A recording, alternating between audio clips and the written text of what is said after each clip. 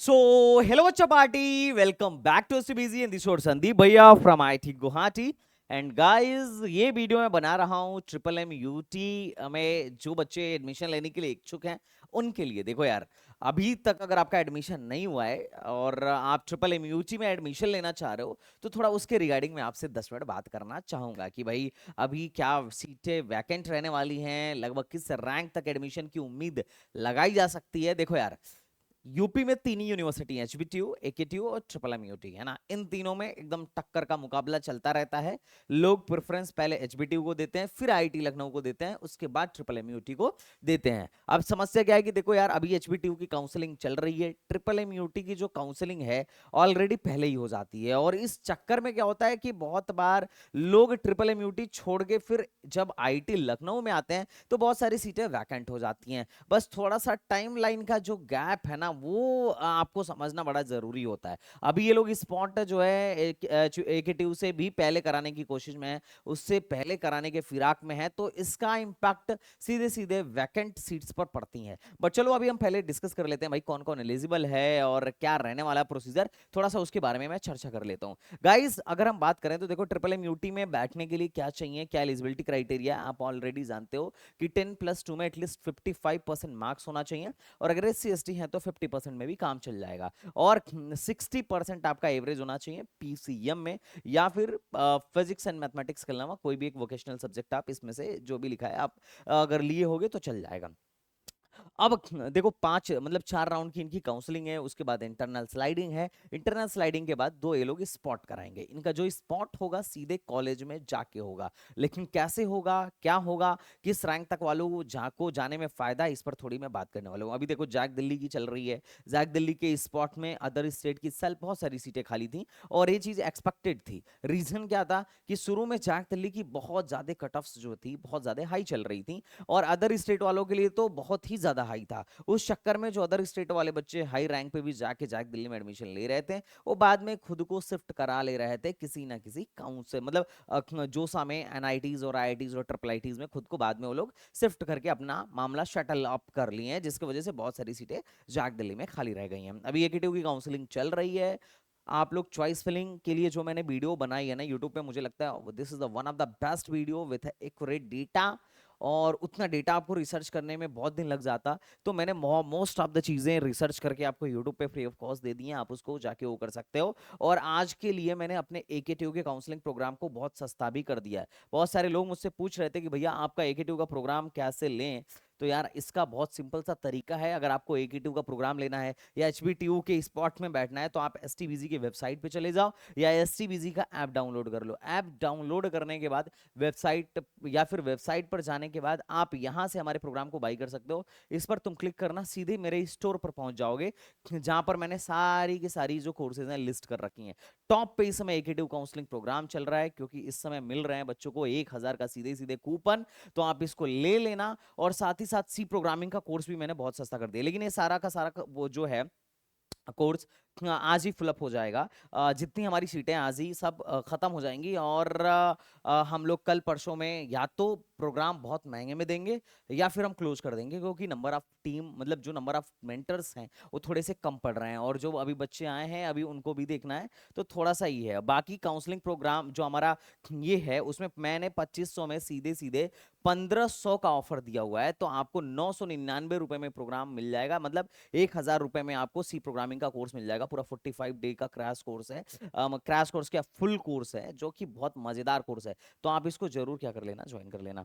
तो चलो भाई, थोड़ा सा हम इस पर बात कर लेते हैं जो कि सबसे इंपॉर्टेंट है। देखो, दो स्पॉट होगा, और स्पॉट में वही लोग बैठेंगे जिनको अब तक सीट नहीं मिली है, या फिर जिनको सीट मिली है उन लोगों ने अपनी सीट विड्रॉल मार रखी है या फिर अपना एडमिशन कैंसिल करा रखा है ना। अगर आपने विड्रॉ मार रखा है तो आप स्पॉट में बैठने के लिए एलिजिबल हैं। 21 जुलाई से लेकर 30 जुलाई तक क्या करिए, विड्रॉल कर लीजिए। और अगर आपको फिर भी स्पॉट राउंड 1 में सीट नहीं मिलता है तो आप स्पॉट राउंड 2 में भी पहुंच सकते हैं। 1 जुलाई से 13 जुलाई तक नया रजिस्ट्रेशन होगा।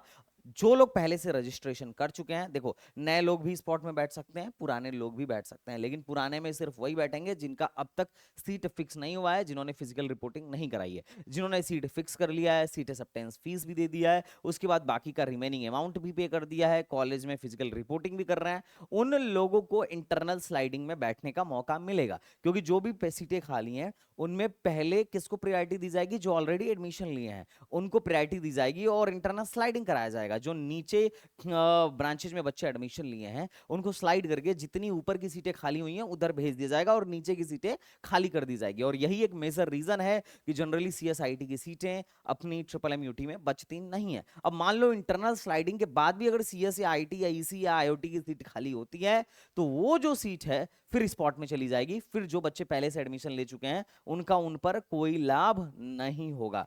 आई थिंक आप लोग को समझ में आ रहा होगा। तो ये है स्पॉट राउंड 1 और स्पॉट राउंड 2 का डेट। अब ये थोड़ा आपको समझना है कि देखो इंटरनल स्लाइडिंग 28 को हो जाएगी। इंटरनल स्लाइडिंग के बाद इंटरनल स्लाइडिंग किनके लिए होगी, जिनको ऑलरेडी सीट मिला है और मतलब जिनका एडमिशन इधर फिक्स हो चुका है उनके लिए होगी। अब इंटरनल स्लाइडिंग के बाद जितनी भी नीचे वाले बच्चे होते हैं उनको ऊपर भेज दिया जाता है और नीचे की जितनी भी सीटें हैं वो वैकेंट कर दी जाती हैं। और वो जो वैकेंसी है वो 29 जुलाई को हमें शाम तक 29 जुलाई को शाम को 3 बजे ये लोग क्या कर देंगे, अवेलेबल करा देंगे। हो सकता है थोड़ा लेट भी हो जाए, वेट कर लेना, उसके लिए परेशान मत होना। तो 29 जुलाई तक आपकी वैकेंसी आ जाएगी। वैकेंसी आने पर आपको पता चल जाएगा कि आपको जो ब्रांच इस कॉलेज में चाहिए वो ब्रांच अभी अवेलेबल है कि नहीं है। अगर अवेलेबल है तो आप बिल्कुल कॉलेज में जाइए, अगर नहीं अवेलेबल है तो कोई दिक्कत नहीं है, मत जाइए। और 30 तारीख तक इन लोगों ने रजिस्ट्रेशन का लास्ट डेट कर रखा है। Last date of counselling fees payment जो है इन लोगों ने 30 तारीख तक कर रखा है। तो वैकेंसी पहले देख लीजिए, वैकेंसी के बाद आप क्या कर लीजिए, रजिस्ट्रेशन कर लीजिए। रजिस्ट्रेशन आपका 30 तारीख तक होगा, मतलब आप तो वैकेंसी देखने के बाद ही रजिस्ट्रेशन कर लीजिए। और आपको 30 तारीख को ही, अब अच्छा 30 तारीख को सुबह 10 बजे तक शाम को वैकेंसी आएगी और सुबह आपको कॉलेज निकलना होगा। तो टिकट आपका पहले से होना चाहिए, जबकि इनको एटलीस्ट 1-2 दिन का टाइम देना चाहिए सोचने समझने का, लेकिन ये लोग टाइम नहीं देते हैं। तो शाम को वैकेंसी आएगी, सुबह आपको सीधे सीधे कॉलेज में पहुंचना है और सुबह 10 बजे तक आपके पास ऑप्शन रहेगा कि आप रजिस्ट्रेशन करके इनका फीस पेमेंट कर दें 2500 रुपए का। जो नए लोग हैं, जो पुराने लोग हैं उनको पैसा देना नहीं है, आप सीधे गोरखपुर पहुंच जाओ। सीट मिला तो ठीक, नहीं मिला तो कोई बात नहीं, मैं भी गोरखपुर से ही हूं, है ना।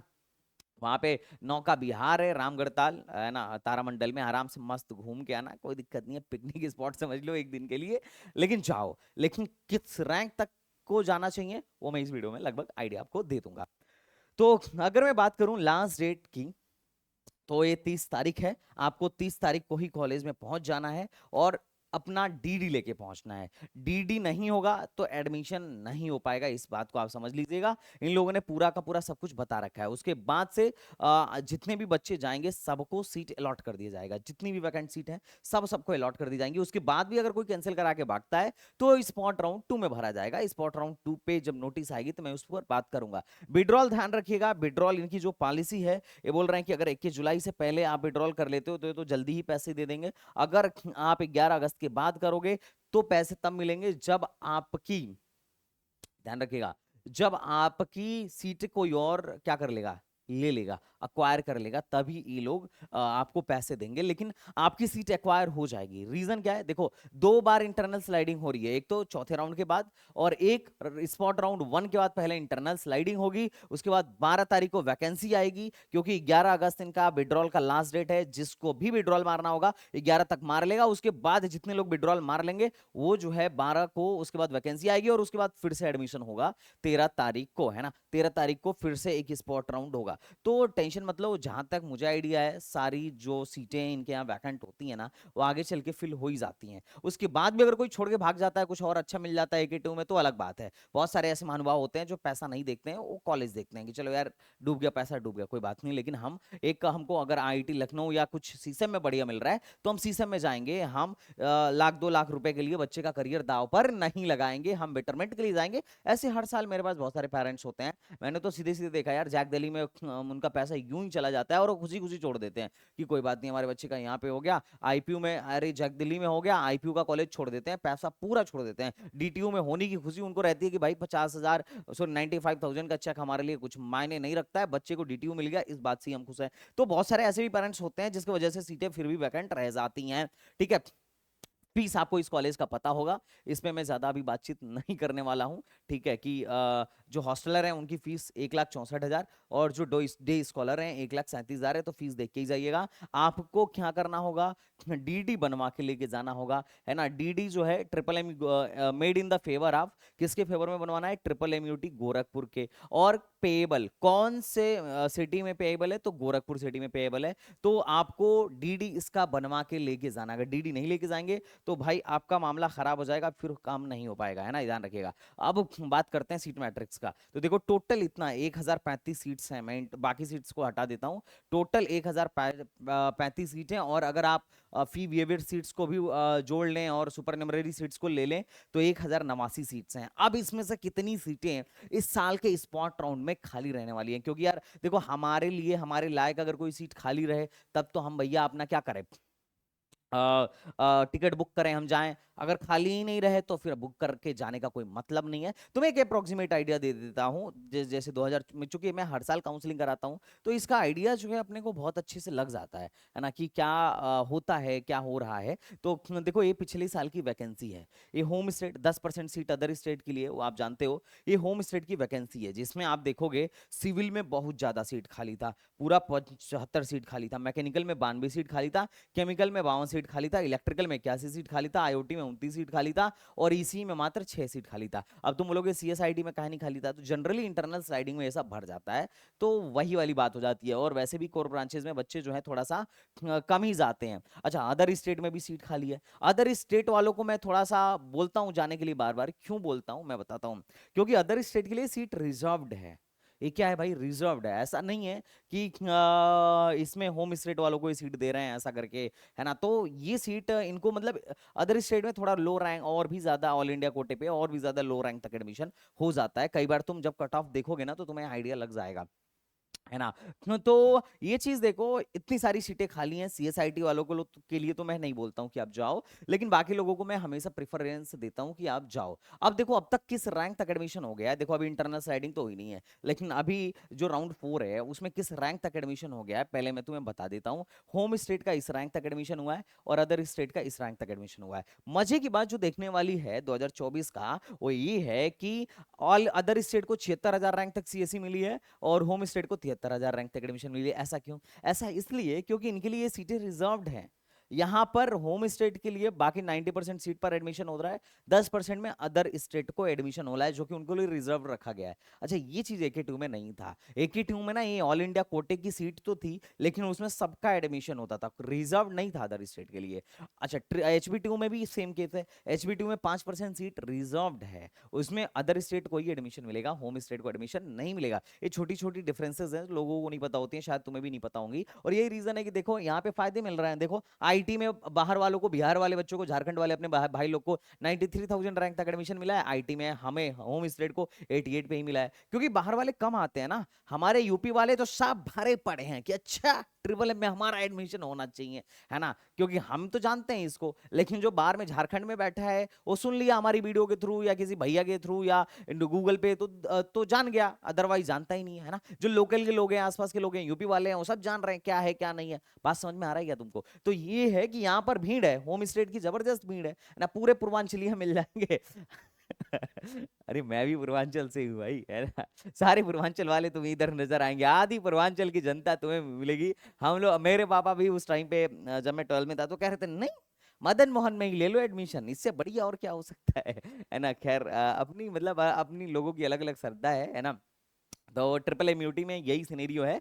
तो ये है कि मतलब जब तुम वहां पे जाके बात करोगे ना वहां पे लोगों से, तो उनको फिर ये लगने लगता है कि यार बहुत ज्यादा का फर्क नहीं है एनआईटी मदन मोहन में, थोड़ा सा ही नीचे आता है। बट वो तो खैर जब ग्राउंड लेवल पे बच्चा वहां पहुंचता है तो उसे पता चलता है कि एनआईटी कहाँ है और मदन मोहन मतलब ट्रिपल एमयूटी कहाँ है, वो बाद में पता चलता है। लेकिन वहां के लोगों का जब सुनो, अब क्योंकि बच्चा किस किस किस की सुनता है, भाई पापा क्या कह रहे हैं, चाचा क्या कह रहे हैं, भैया क्या कह रहे हैं, तो अपना एक अलग परसेप्शन है। लेकिन अब तो बहुत सारी चीजें हैं वीडियोस में, मैं तो पूरा पोल खोल देता हूँ तो बच्चों को और अच्छे से आइडिया लगता है। और अब तो अच्छा ये लगता है कि अब पेरेंट्स भी समझदार हो गए हैं भैया, समझते हैं बात को कि अच्छा यार संदीप भैया तुम बता रहे थे यार, हमें तो ये चीज पता ही ना था, हमें तो ये चीज पता ना थे। तो ये सारी चीजें थी जो अब बच्चों को पता चलती हैं। अब देखो लास्ट ईयर एक्सपेक्टेड की मैं कट ऑफ बता देता हूँ, तो 3 लाख रैंक तक को हम लोगों ने बोला था कि जाओ, 2 से 3 लाख रैंक पर कोर ब्रांचेस मिलने की बहुत हाई पॉसिबिलिटीज थी।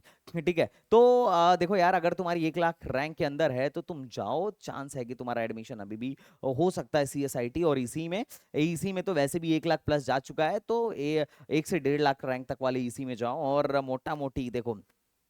अच्छा ये कोई जरूरी नहीं है कि इससे रैंक पर अभी भी एडमिशन हो जाए, इससे कम भी जा सकता है, इससे ज्यादा भी जा सकता है, क्योंकि नए लोग भी आने वाले हैं। लेकिन जो कोर में है ना, कोर में आराम से एडमिशन हो जाता है, क्योंकि देखो अभी 2 लाख तक भी एडमिशन नहीं हुआ है, लेकिन मुझे पता है कि स्पॉट में 2 लाख प्लस पे एडमिशन होगा, 3 लाख तक में भी एडमिशन हो सकता है, 2.5-3 लाख रैंक तक आराम से एडमिशन है। कई बार एक वक्त था जब हम लोगों ने 3.5-3-4 लाख रैंक तक भी बच्चों को प्रपोज किया था और एडमिशन हो रहे थे। तो ये चीज है, तो अभी 3 लाख तक वाले तो आराम से ही जाओ, उसके बाहर वाले भी जा सकते हो। और जैसा ही वहां जाना तो तुम कमेंट बॉक्स में जरूर बता देना कि किस रैंक तक कहां पर इस यहाँ पर क्या एडमिशन हो रहा है, ये बहुत इंपॉर्टेंट बात रहेगी। ये 2024 का कट ऑफ है जो तुम यहाँ पर देख रहे होगे, कैटेगरी वाइज लास्ट राउंड का कट ऑफ है ना।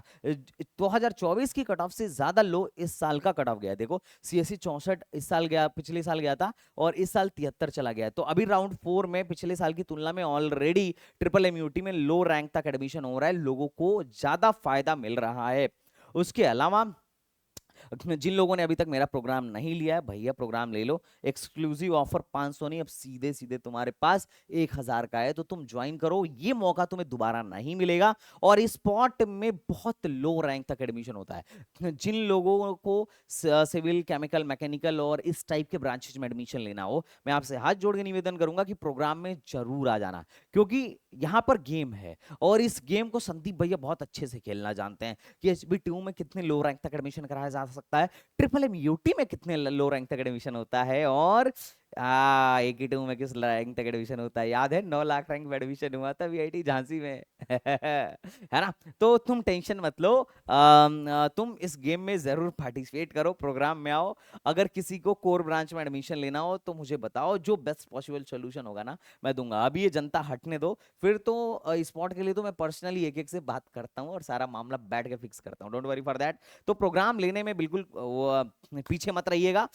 ये इनका फी स्ट्रक्चर है जो आप ऑलरेडी जानते हैं, क्या क्या लेके जाना है, सारे डॉक्यूमेंट्स हैं। अगर कोई डॉक्यूमेंट्स ना समझ में आ रहा हो तो बोलना, मैं उस डॉक्यूमेंट पर वीडियो बना दूंगा। अरे 10th 12th ये सब चीजें तो होंगी ही होंगी, है ना। अलॉटमेंट लेटर उन लोगों के लिए है जो भी फिजिकल रिपोर्टिंग के लिए जा रहे हैं, हमें तो बस 10th 12th और बाकी सारी चीजें लेके जानी है, डोमिसाइल कैटेगरी फैटेगरी लेके जानी है, और एक DD लेके जानी है। इतना ले जाने की भी जरूरत नहीं। तो आई होप आपको समझ में आ गया होगा। अब आप पूछ रहे होगे कि भैया एडमिशन का प्रोसीजर क्या रहेगा, तो मैं आपको एडमिशन का प्रोसीजर एकदम सिंपल भाषा में समझाता हूँ। सबसे पहले अगर आप पहले से रजिस्टर्ड हो तो कोई दिक्कत नहीं है, अगर आप पहले से रजिस्ट्रेशन नहीं किया हो तो 2500 का रजिस्ट्रेशन करना है। रजिस्ट्रेशन करने के बाद पहले वैकेंसी चेक कर लो कि जिस जिस ब्रांच में तुम एडमिशन चाह रहे हो वो ब्रांच में सीटें हैं कि नहीं है। अभी जो सीटें आएंगी ना, हो सकता है उससे ज्यादा भी सीटें हो जाएं, कम तो बिल्कुल नहीं होगा। अब उसके बाद तुम्हें क्या करना है, सीधे एक मतलब वहां पे ट्रिपल MUT पहुंचना है, वहां पर जहां पर एडमिशन हो रहा है कैंपस के अंदर। वहां पहुंचने के बाद से फिर क्या होगा कि वो लोग